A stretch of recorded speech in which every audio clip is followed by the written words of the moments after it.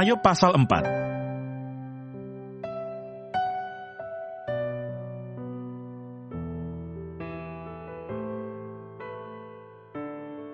Percakapan Ayub dengan sahabat-sahabatnya. Elifas menegur Ayub. Maka berbicaralah Elifas, orang Teman. Kesalkah engkau bila orang mencoba berbicara kepadamu? Tetapi siapakah dapat tetap menutup mulutnya? Sesungguhnya engkau telah mengajar banyak orang, dan tangan yang lemah telah engkau kuatkan.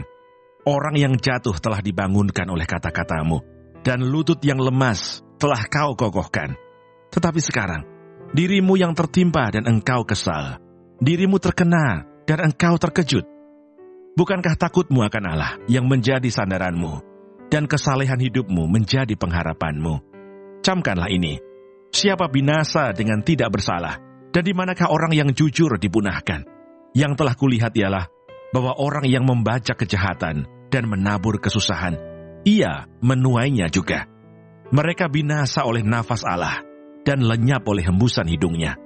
Singa mengaum, singa meraung, patahlah gigi singa-singa muda. Singa binasa karena kekurangan mangsa, dan anak-anak singa betina bercerai-berai.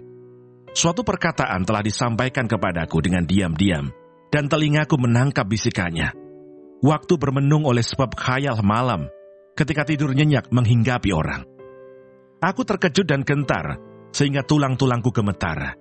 Suatu roh melewati aku, tegaklah bulu romaku. Ia berhenti, tetapi rupanya tidak dapat kukenal. Suatu sosok ada di depan mataku, suara berbisik-bisik kudengar. Mungkinkah seorang manusia benar di hadapan Allah? Mungkinkah seseorang tahir di hadapan penciptanya? Sesungguhnya hamba-hambanya tidak dipercayainya, malaikat-malaikatnya pun didapatinya tersesat.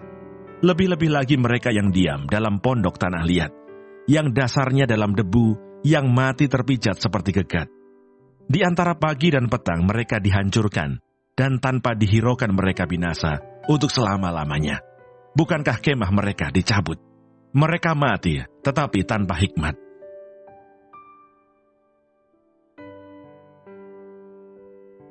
Ayub pasal 5.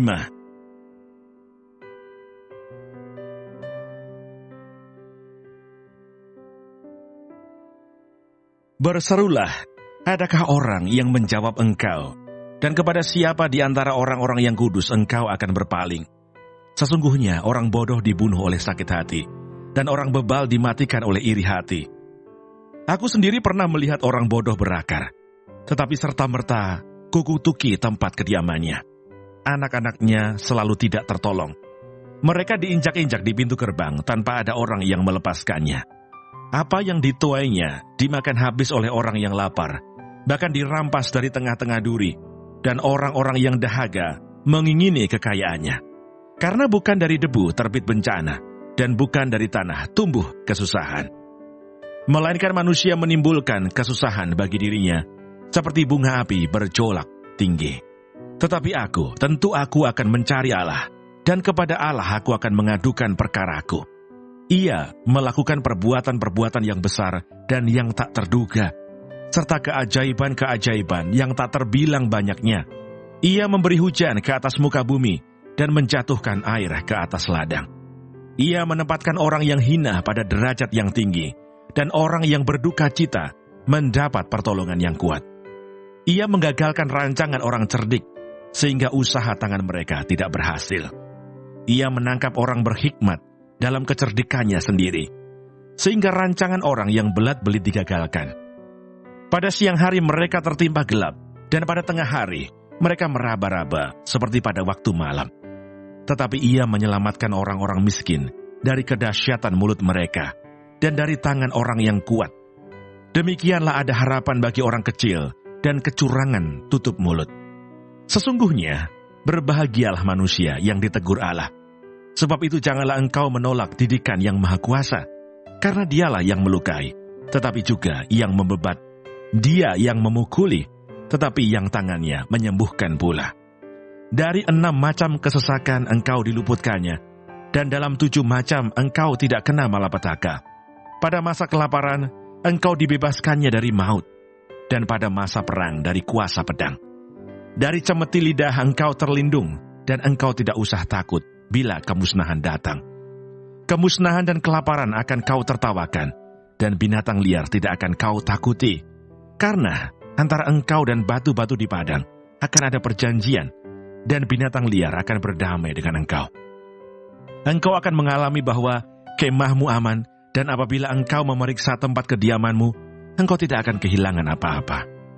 Engkau akan mengalami bahwa keturunanmu menjadi banyak, dan bahwa anak cucumu seperti rumput di tanah. Dalam usia tinggi, engkau akan turun ke dalam kubur, seperti berkas gandum dibawa masuk pada waktunya. Sesungguhnya, semuanya itu telah kami selidiki. Memang demikianlah adanya. Dengarkanlah dan camkanlah itu.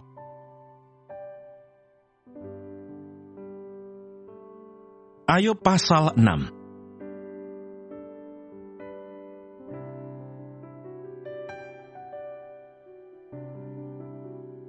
Ayub kecewa terhadap sahabat-sahabatnya. Lalu Ayub menjawab, hendaklah kiranya kekesalan hatiku ditimbang, dan kemalanganku ditaruh bersama-sama di atas neraca. Maka beratnya akan melebihi pasir di laut. Oleh sebab itu, tergesa-gesalah perkataanku. Karena anak panah dari Yang Maha Kuasa tertancap pada tubuhku, dan racunnya diisap oleh jiwaku. Kedahsyatan Allah seperti pasukan melawan aku. Meringkikkah keledai liar di tempat rumput muda? Atau melenguhkah lembu dekat makanannya? Dapatkah makanan tawar dimakan tanpa garam? Atau apakah putih telur ada rasanya? Aku tidak sudi menjamahnya. Semuanya itu makanan yang memualkan bagiku. Kiranya terkabul permintaanku dan Allah memberi apa yang kuharapkan. Kiranya Allah berkenan meremukkan aku. Kiranya Ia melepaskan tangannya dan menghabisi nyawaku. Itulah yang masih merupakan hiburan bagiku. Bahkan aku akan melompat-lompat kegirangan di waktu kebedihan yang tak kenal belas kasihan. Sebab aku tidak pernah menyangkal firman Yang Maha Kudus. Apakah kekuatanku sehingga aku sanggup bertahan? Dan apakah masa depanku sehingga aku harus bersabar? Apakah kekuatanku seperti kekuatan batu? Apakah tubuhku dari tembaga? Bukankah tidak ada lagi pertolongan bagiku? Dan keselamatan jauh daripadaku. Siapa menahan kasih sayang terhadap sesamanya? Melalaikan takut akan Yang Maha Kuasa.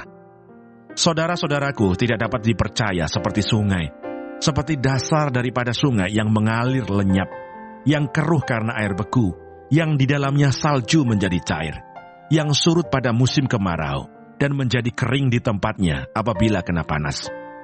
Berkeluk-keluk jalan arusnya, mengalir ke padang tandus, lalu lenyap. Kafilah dari Tema mengamat-ngamatinya, dan rombongan dari Sheba mengharapkannya. Tetapi mereka kecewa karena keyakinan mereka. Mereka tertipu setibanya di sana. Demikianlah kamu sekarang bagiku.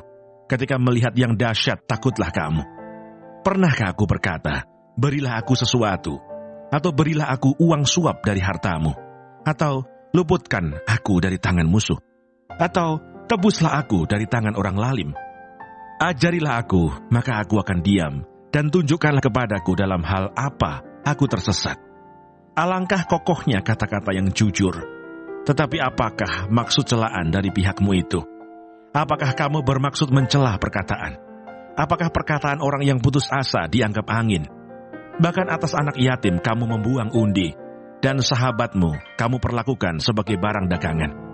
Tetapi sekarang berpalinglah kepadaku. Aku tidak akan berdusta di hadapanmu. Berbaliklah, janganlah terjadi kecurangan. Berbaliklah, aku pasti benar. Apakah ada kecurangan pada lidahku? Apakah langit-langitku tidak dapat membeda-bedakan bencana? Ayub pasal 7.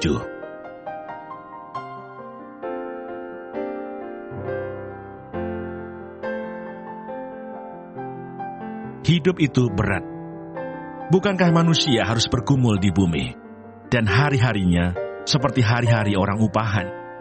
Seperti kepada seorang budak yang merindukan naungan, seperti kepada orang upahan yang menanti-nantikan upahnya.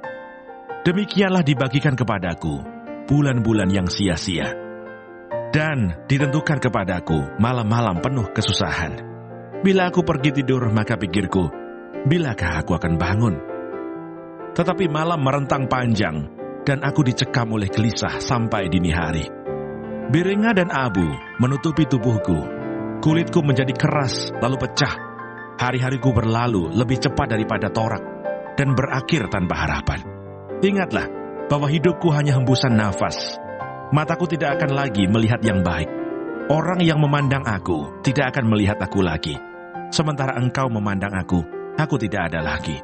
Sebagaimana awan lenyap dan melayang hilang, demikian juga orang yang turun ke dalam dunia orang mati tidak akan muncul kembali. Ia tidak lagi kembali ke rumahnya dan tidak dikenal lagi oleh tempat tinggalnya.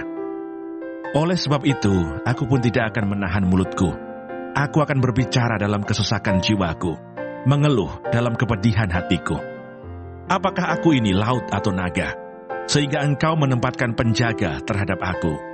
Apabila aku berpikir, tempat tidurku akan memberi aku penghiburan, dan tempat pembaringanku akan meringankan keluh kesahku, maka engkau mengagetkan aku dengan impian, dan mengejutkan aku dengan khayal, sehingga aku lebih suka dicekik dan mati daripada menanggung kesusahanku.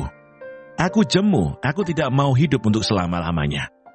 Biarkanlah aku, karena hari-hariku hanya seperti hembusan nafas saja.